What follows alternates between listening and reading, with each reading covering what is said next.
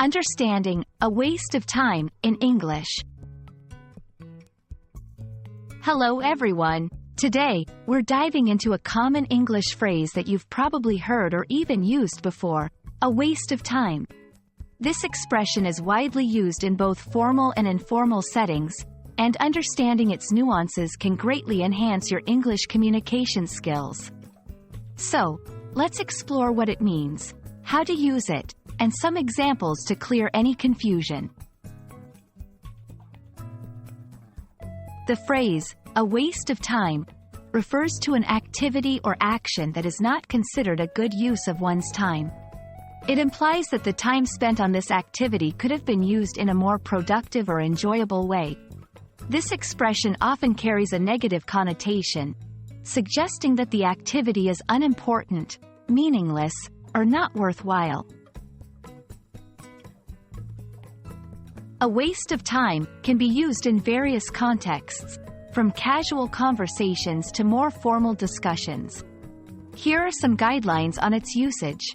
In opinions and advice, when giving advice or sharing your opinion about an activity, you might use this phrase to suggest that something is not worth someone's time or effort.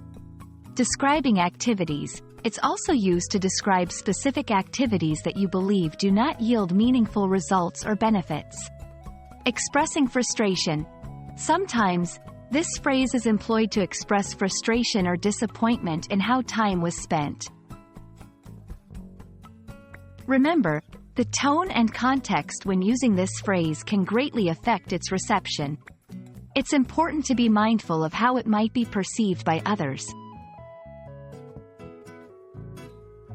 To solidify your understanding, let's look at some examples. Scrolling through social media for hours is a waste of time that could be spent learning a new skill.